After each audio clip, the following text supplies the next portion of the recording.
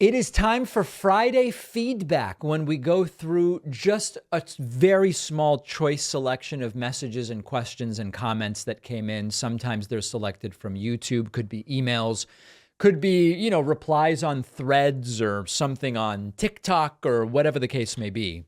Let's start in a very important place. Anthony Owen asked on YouTube, who arrest their political opponents? Stalin, Mow, as in like to mow the lawn. I guess they meant Mao. Stalin, Mow, Hitler, and Biden. I would be the first to destroy Joe Biden if a single shred of evidence is presented that he ordered his political opponents arrested.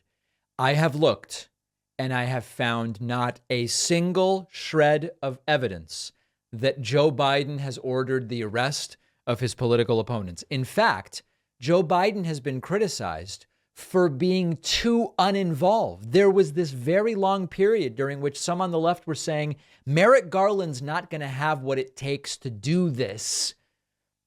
And Joe Biden should really go to him and say, Merrick, it's time to act. And I said, no, he shouldn't. Joe Biden should stay away completely. He should have no involvement. If you have evidence, Anthony, that Joe Biden was involved in the arrest of his political opponents, I want to hear from you. And I will be the first to say Biden must be impeached if that's what he did. I have not found any evidence that that's what he did. Vegas Wood says, please cite your sources on the vaccines and autism was debunked. I've done it many times. People don't care. People don't want to see it. So I will tell you once again. There are two general claims that are made about vaccines and autism. The first is specifically the MMR vaccine causing autism. This was a claim that started circulating thanks to a former doctor named Andrew Wakefield. Andrew Wakefield claimed to have a study that was published by The Lancet saying, I have determined that the MMR vaccine causes autism. It turns out, number one, that the methodology of the study was absurd. It involved like 12 kids. It was not solid methodology. In addition, after the study was retracted, it was revealed that Andrew Wakefield had a financial interest in a measles-only alternative vaccine to the MMR vaccine. He stood to gain personally, financially, from parents saying, no MMR for me, I'll get this other measles-only vaccine. He has lost his medical license. The study has been pulled and retracted. Separate from that, there is the general claim that 100 studies link vaccines in general to autism. Bobby Kennedy Jr. has claimed that, etc. Google that. It is extensively debunked. You look at the 100 studies. Some of them aren't even about vaccines causing autism. Others are merely theoretical. They say, hey, if we wanted explanations for increased rates of autism diagnosis, we could consider A, B, C, D, E, F, G. One of those is vaccines. It's not a study. It's not evidence. It's not anything. And then some of those supposed 100 studies are just methodologically flawed. So it's been extensively debunked. You may not accept it, but it has been debunked essentially as extensively as anything. One other comment on Bobby Kennedy Jr. Michael Z said, until David interviews him, I'm on the side of RFK. That's very stupid. Why is your support or opposition to Bobby Kennedy Jr. based on me interviewing him? Me interviewing Bobby Kennedy Jr., if he would even be willing to appear, which I question, has nothing to do with whether vaccines cause autism or we're to blame for Russia's invasion of Ukraine. It's just a very strange thing. And it's sort of like a burden of proof thing. But at the same time, it's just kind of like confusing. I don't know. User Andy Duke posted to the subreddit, what is going on? In the past few days, we've only seen David 3 times, and we see this other person doing the talk show.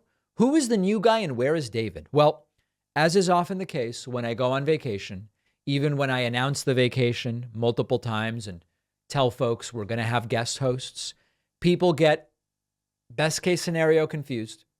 Worst case scenario, they get furious. People get really angry with me when I take vacation. I don't know why. Maybe it's because I'm supposed to be here every day. It's not really clear to me. But as I've said before, I think vacation is important. Producer Pat was just on vacation. Our colleague John is now on vacation. Noah will soon be going on vacation. The vacations will continue. And that's it. I mean, I was just on vacation, but I'm back. I'm back, and that's the good news. Okay, one other interesting post. Dazzling ad posted to the subreddit about David Pakman being a leftist and says, when you take into account what David Pakman has ever said, you cannot truly say he is a leftist. He considers himself a social democrat. That is, under normal conditions, a centrist view. There is no need for tears in your eyes if you are a leftist. The problem is the perspective. The right in the U.S. has shifted so far to the right that they are so far away from the center. I think they can't see it anymore from their point of view. For them, anybody that is not far right is a leftist. You shouldn't let these people dictate the narrative. Listen, social democracy is the predominant view of countries like Denmark and Sweden and others. To say that that is centrist makes the left extremely small. And so I would say to this person, I don't really care about labeling myself or anybody else. If your new argument now is that, okay, I am a social democrat, but social democracy is centrist rather than leftist, who are the true leftists? Is it only socialists and anarchists and communists and Marxists? Or who are the real leftists if social democracy is now conservative? I don't know what to tell you. All right, but good luck with that. Daxware said on YouTube, why don't some of these people like Cornell West run for the House or Senate instead of wasting their time running for president? I think it's an interesting question. Cornell West is running under the Green Party umbrella. They don't even have ballot access in, I think it's under 20 states in which they have ballot access. He can't win. He might help Trump win, but he's not going to be the president. What about Cornell West running for the House? I don't know. You'd have to ask him.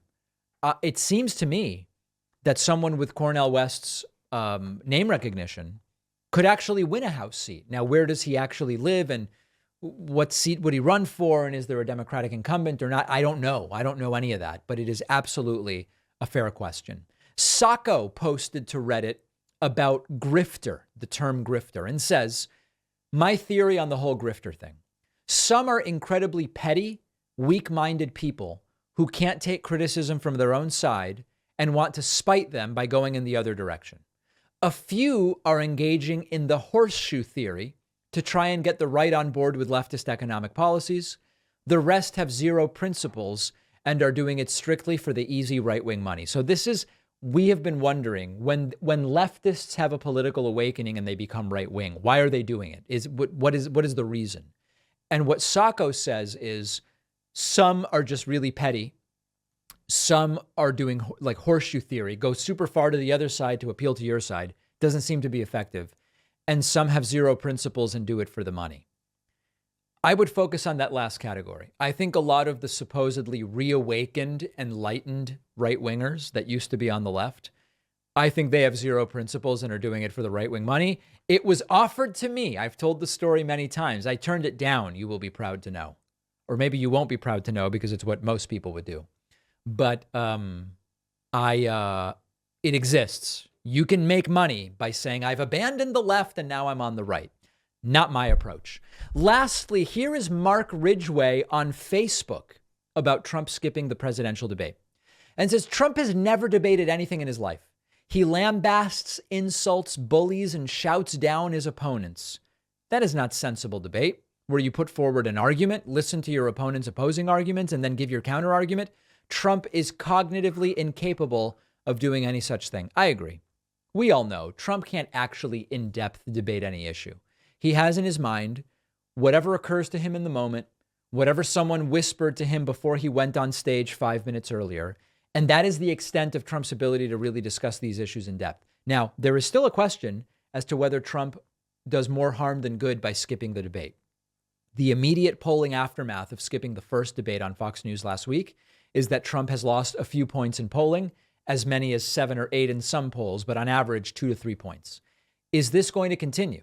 Will Trump lose 2 to 3 points after each debate that he skips? I think not, but if he did, his presidential candidacy would soon be over. Was it a mistake for Trump to skip, or was it the right move, given that his debating presence with 8 other people ganging up on him would likely not be super strong. I don't know the answer, but we're going to follow the polling and we're going to figure it out. We have such a great bonus show for you today. I hope that you're a member and that you will get access to the bonus show. We're off Monday for Labor Day. Hope everybody has a good day off if you have a day off. And then we will be back so strongly. You all know that